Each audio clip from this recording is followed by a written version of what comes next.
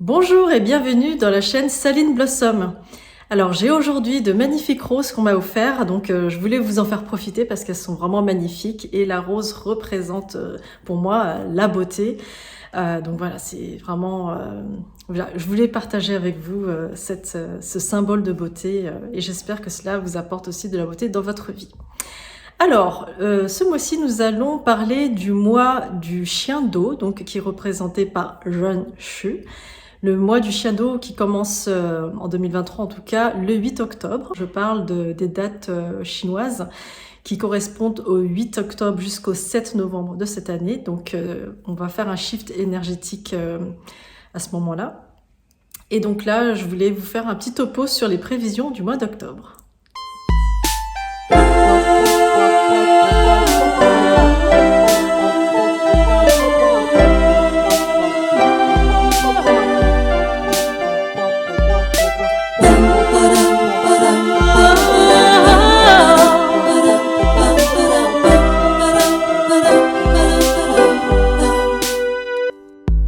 Alors, nous sommes sortis d'une série de piliers purs, c'est-à-dire des mois où il y avait des énergies de métal pures, qui étaient le mois d'août et le mois de septembre. Donc là, avec le mois d'octobre, ça se tasse un petit peu plus parce qu'on a l'introduction de nouveaux éléments, notamment l'élément eau que nous n'avons pas vu depuis quasiment un an. Donc l'élément eau qui est représenté par le caractère Run. Donc cet élément eau nous amène petit à petit avec le mois de novembre qui arrive juste derrière, qui lui est un autre pilier pur d'eau. Et accompagné de cet élément eau, nous avons également l'élément terre yang qui est représenté par le signe du chien. Alors qu'est-ce que ça veut dire, hein, tous ces éléments-là? Eh bien, si vous imaginez l'élément eau yang, qui est représenté par l'eau des cours d'eau, alors pas l'eau de pluie, hein, l'eau des cours d'eau, des torrents, et l'océan notamment. Et puis on a aussi l'élément terre yang qui est représenté par la montagne. Donc on peut représenter ce mois-ci par l'image d'un paysage où il y a de hautes montagnes avec des cours d'eau qui tombent très fort, notamment comme des chutes. Par exemple les chutes du Niagara, voilà. Donc ça, ce serait une belle image pour représenter les énergies de ce mois. Alors, qu'est-ce que c'est? Alors, je parlais de l'élément eau parce que l'élément eau, c'est représenté en tout cas en métaphysique chinoise par tout ce qui est émotion, tout ce qui est intelligence, sagesse, mais aussi la peur.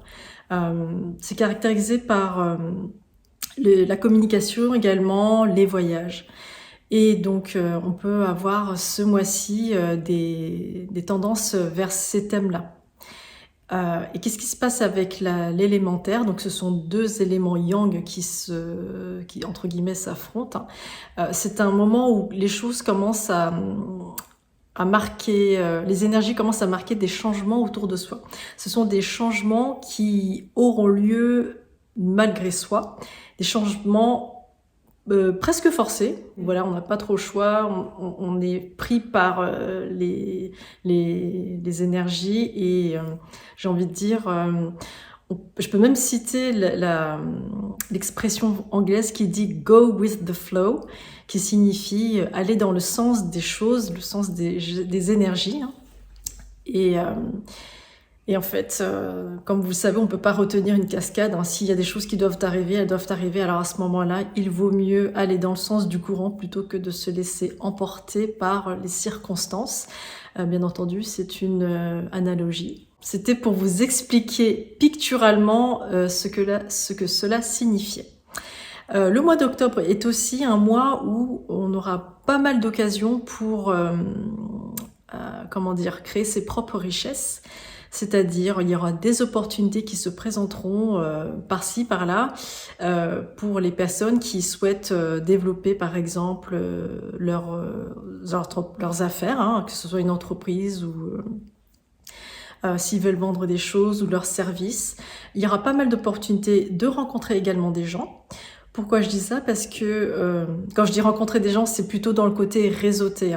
Hein. Tout ça parce que le signe du chien, par rapport au signe du lapin. Alors le lapin, pourquoi? C'est parce que on est l'année 2023 du lapin, donc ces deux signes-là sont amis-amis. On parle de combinaison dans le jargon PADS.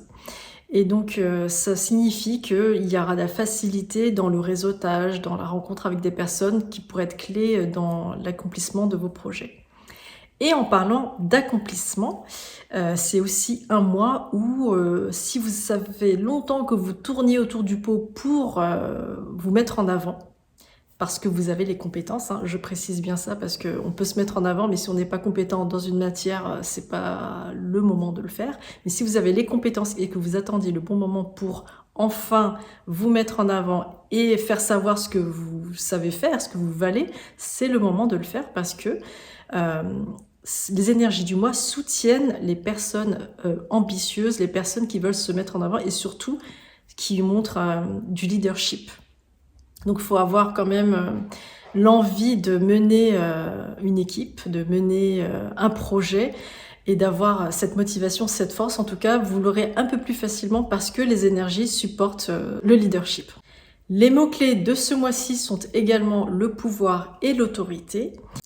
C'est aussi un mois où il faut prendre de grandes décisions, quelles qu'elles soient, faciles ou difficiles. Mais il faut avancer parce que c'est un mois où l'action est vraiment mise en avant et il faut prendre une direction et tenir son cap. Alors je dis ça aussi parce que on approche bientôt de l'année du dragon 2024 qui commence en février, mais les énergies du dragon s'installent déjà depuis un mois. Très doucement, mais sûrement. Et c'est à ce moment-là qu'il faut mettre, qu'il faut avoir une vision plutôt claire de ce qu'on veut faire. Quitte à prendre des résolutions un peu plus tôt, mais avoir une vision claire de ce qu'on veut faire pour aller dans la bonne direction. Parce que l'élan se prend maintenant. Il ne se prend pas au mois de février en 2024. Là, ce serait, je dirais, un peu trop tard. Il faut le prendre maintenant. Donc, de grandes décisions dans les tournants de votre vie. Donc tout à l'heure, je disais qu'il y aura des événements qui vous contraindront à changer, que vous le vouliez ou non. Donc autant aller dans le sens de l'énergie et faire en sorte que cela se passe bien. Et donc quand les choses arriveront, éclaircir le maximum sa vision des choses. Et surtout, commencer à planifier. Planifier et vous en tenir à ce que vous avez prévu de faire. Planifier un maximum parce qu'on aura tendance à ne plus savoir où donner de la tête. Parce que voilà, on voudra prendre des décisions très importantes et on ne saura plus trop où aller. Donc vraiment, réfléchissez bien, posez-vous et gardez votre cap. Alors comme je le disais tout à l'heure, hein, le mois du chien présentera beaucoup d'opportunités pour avoir du travail à faire, ne serait-ce que des petites choses à droite à gauche. Pourquoi je dis ça? C'est parce que dans la charte de naissance du mois d'octobre, nous avons beaucoup d'éléments eau sous-jacents. Alors il y a l'élément de l'énergie du mois, mais il y en a aussi dans d'autres piliers. Et par rapport au maître du jour du mois, ça représente des richesses. Donc il va y avoir pas mal de choses, on aura peut-être tendance à se sentir inondé de travail. Alors qui dit inondé de travail, c'est pas forcément c'est pas forcément j'ai beaucoup d'opportunités de boulot, j'en ai peut-être trop et là je me dis ah au secours, qu'est-ce qui se passe, j'ai trop de choses à faire, par quoi je commence, je sais plus, je suis perdue. Alors quand c'est comme ça, on sort la tête hors de l'eau, on respire et surtout on classifie, on priorise ce qu'il faut faire. Qu'est-ce qui est essentiel? Qu'est-ce qui est essentiel? On se fait notre to-do list et on note exactement ce qu'il faut faire en premier. Ou alors vous notez tout, puis après vous classez, vous regardez ce que vous faites déjà en premier, qu'est-ce qui est plus important pour vous par rapport à l'objectif que vous vous fixez. Parce que si on ne se fixe pas d'objectif, on peut aller n'importe où, mais on n'ira nulle part. C'est important de savoir où on veut aller.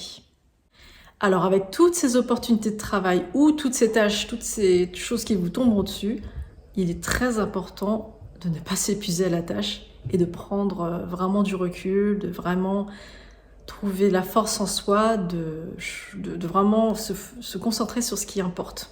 Qu'est-ce qui vous importe? Qu'est-ce qui est vraiment important? Vraiment se concentrer sur ça.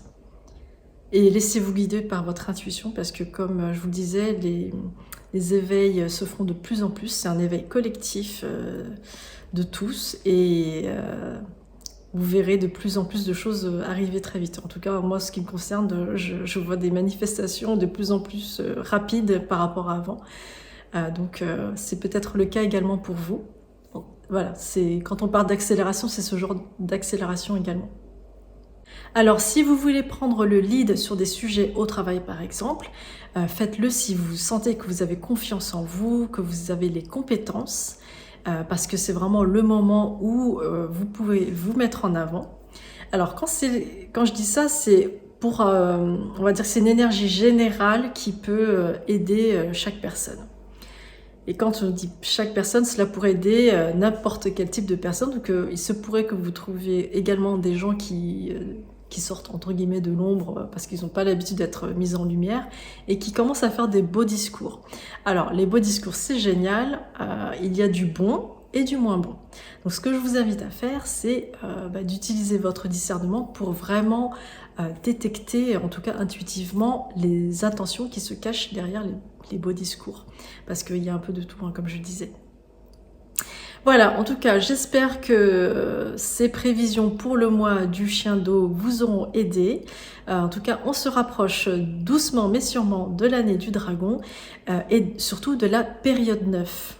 Alors, je pense que je vais faire une petite vidéo spéciale sur la période 9 pour vous donner quelques clés qui vous permettront de comprendre ce que c'est, parce que c'est vrai que ça fait un moment que j'en parle. Et la période 9, pardon, c'est vraiment une période de 20 ans qui peut être vue d'un point de vue astrologie chinoise, mais aussi d'un point de vue feng shui. Et peut-être que ce sont des sujets qui vous intéressent. En tout cas, faites-le moi savoir, parce que s'il y a de l'intérêt, effectivement, je vous ferai une petite vidéo là-dessus. D'ici là, je vous souhaite une excellente journée et je vous souhaite un très bon mois du chien. À bientôt, au revoir.